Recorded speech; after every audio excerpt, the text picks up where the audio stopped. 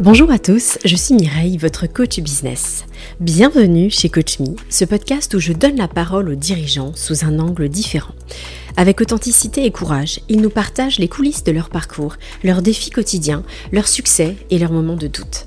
À travers ces échanges parfois émouvants, parfois surprenants, je souhaite vous offrir des sources d'inspiration et de réflexion pour trouver des clés d'épanouissement dans votre vie d'entrepreneur.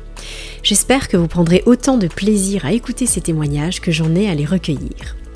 Alors, installez-vous confortablement, c'est votre moment rien qu'à vous, chez Coach Me.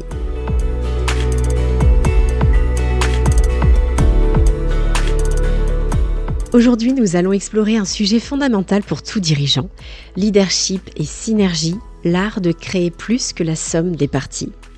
Vous entendez probablement souvent parler du terme synergie. Mais qu'est-ce que ça signifie vraiment dans le contexte du leadership et des relations humaines ?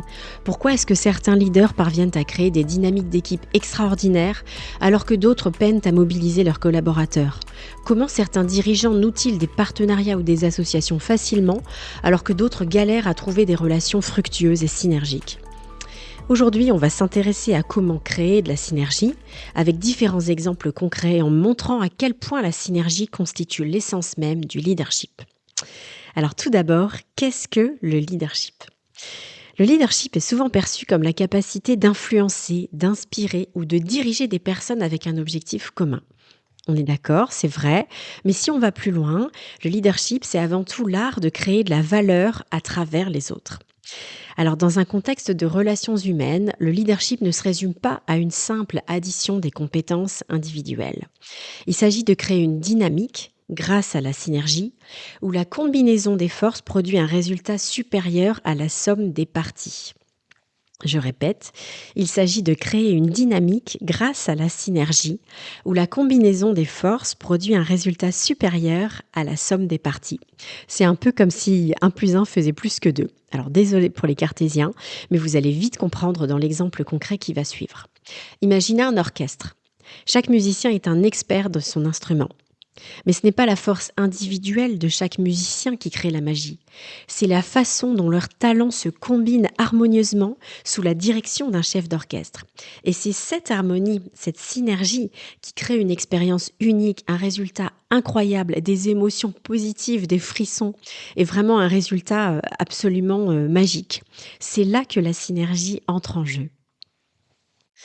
Ensuite, qu'en est-il de la synergie dans la nature ? Je trouve que c'est pertinent d'observer comment ça se passe et de faire le lien avec le business. La synergie n'est pas qu'un concept humain, elle est vraiment présente partout. Prenons l'exemple de 2 arbres plantés côte à côte. On pourrait penser qu'ils se concurrencent pour l'eau et les nutriments. Mais en réalité, leurs racines s'entrelacent sous terre, créant un réseau qui stabilise le sol, retient l'eau et partage les nutriments. Donc ensemble, ils sont plus forts qu'isolés. Et dans le leadership, c'est pareil. La synergie repose sur le fait que, plutôt que de se voir comme des concurrents, les individus apprennent à combiner leurs forces et à compenser leurs faiblesses. Ensuite, qu'en est-il de la synergie et des relations humaines ? Dans nos relations professionnelles, la synergie repose sur un principe clé, le respect des différences et la recherche des complémentarités. C'est pas en cherchant des clones de nous-mêmes qu'on va construire des équipes performantes, on est bien d'accord. C'est plutôt en valorisant des compétences complémentaires, des points de vue variés et des personnalités différentes. À nouveau, si on prend un exemple concret, imaginez une équipe qui construit un nouveau projet dans une entreprise. Vous avez un stratège, vous avez un créatif, vous avez un analyste de données, un ingénieur, un expert en communication, etc., etc. Donc séparés, ils peuvent être absolument brillants. Mais dans le cadre de cette gestion de projet, c'est surtout leur interaction, leur capacité à combiner leurs compétences, à se retrouver autour d'une table et à s'écouter, à s'enrichir les uns les autres. C'est tout ça créé ensemble qui va générer un résultat absolument remarquable. Donc la synergie, c'est ça, c'est transformer la diversité en force.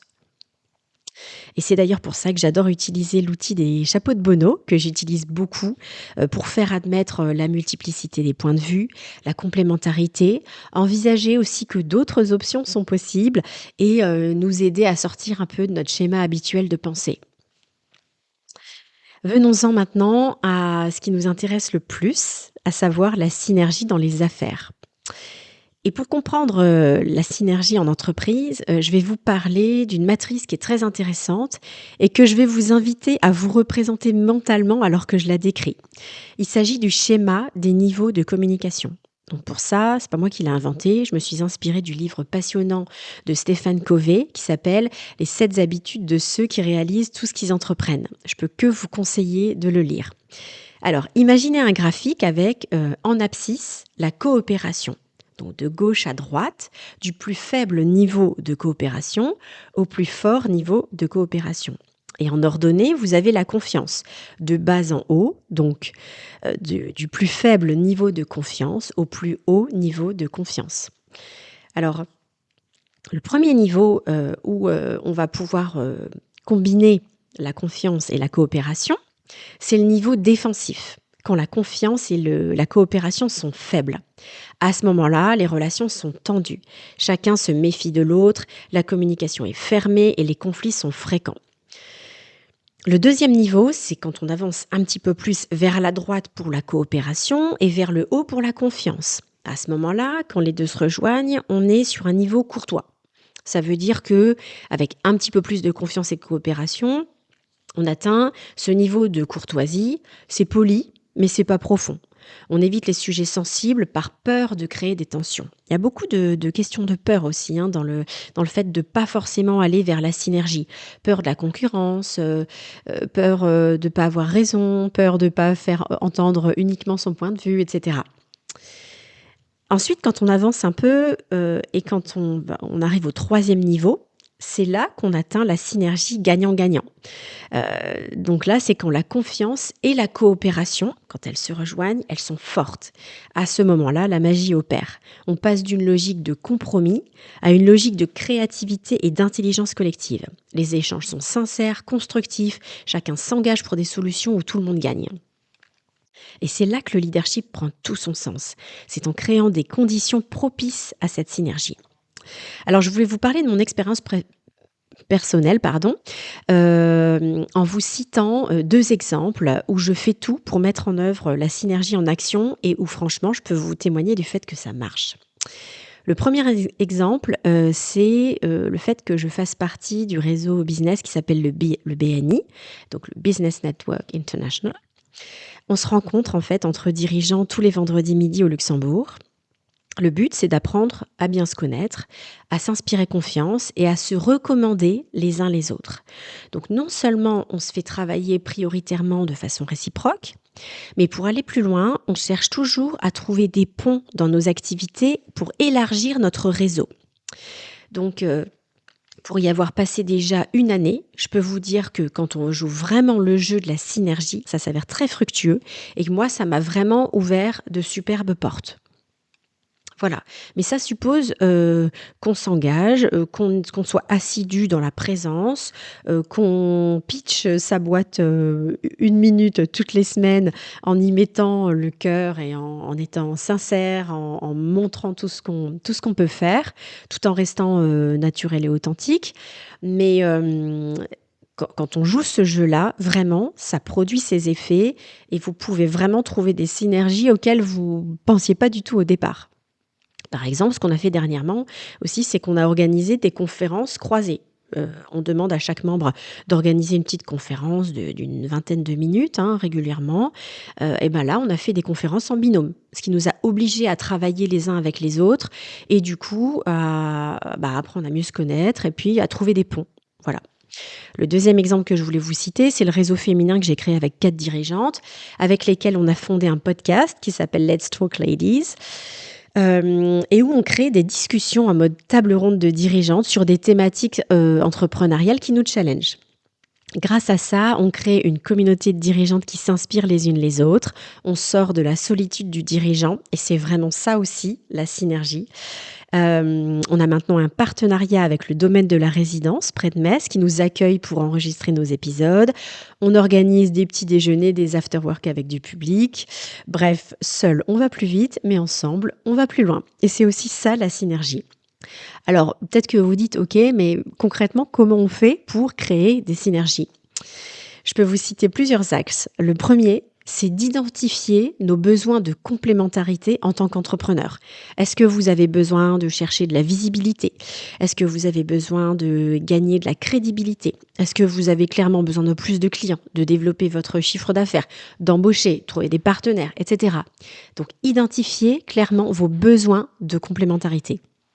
Ensuite, la deuxième règle, c'est de s'ouvrir aux autres avec un mindset positif, de s'intéresser aux autres, d'aller les questionner, leur proposer des moments de tête-à-tête. Voilà, d'être vraiment sur un mindset vraiment ouvert. Ensuite, il faut de l'engagement. Ça veut dire qu'à un moment donné, il va falloir donner de sa personne, car qui donne reçoit. Ensuite, tel que l'exemple que je vous ai cité avec le BNI, c'est d'aller dans des réseaux d'entrepreneurs. Il y en a plein, il y en a énormément plus que les dernières années. Voilà, ça se développe, c'est très en vogue et franchement, ça crée beaucoup de synergie, ça marche très bien. La condition suivante, c'est d'avoir un feeling et de rechercher le feeling avec des personnes qui partagent les mêmes valeurs que vous et d'être créatif par rapport à des ponts possibles. Enfin, la dernière étape, c'est d'oser aller de l'avant et de tester. Il y a des trucs qui vont marcher, il y a des trucs qui vont pas marcher. Vous aurez peut-être des déceptions, vous aurez peut-être de superbes surprises. Mais c'est pas grave, il faut sortir de sa zone de confort, y aller, tester.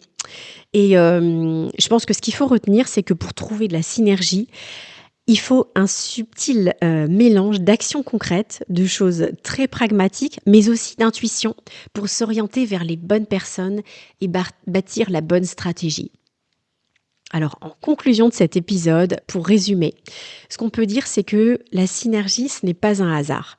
C'est un choix malin et humain parce que il va y avoir les bonnes connexions. Un leader efficace n'est pas celui qui sait tout, mais celui qui sait créer des environnements où les différences deviennent des atouts. Alors, chers dirigeants, je vous pose la question. Est-ce que vous arrivez aujourd'hui à créer les synergies que vous souhaitez? Est-ce que vous arrivez à trouver des partenaires, des salariés, des fournisseurs, des ambassadeurs pour votre marque et votre entreprise? Il ne faut jamais oublier que le coaching peut être un formidable catalyseur de transformation.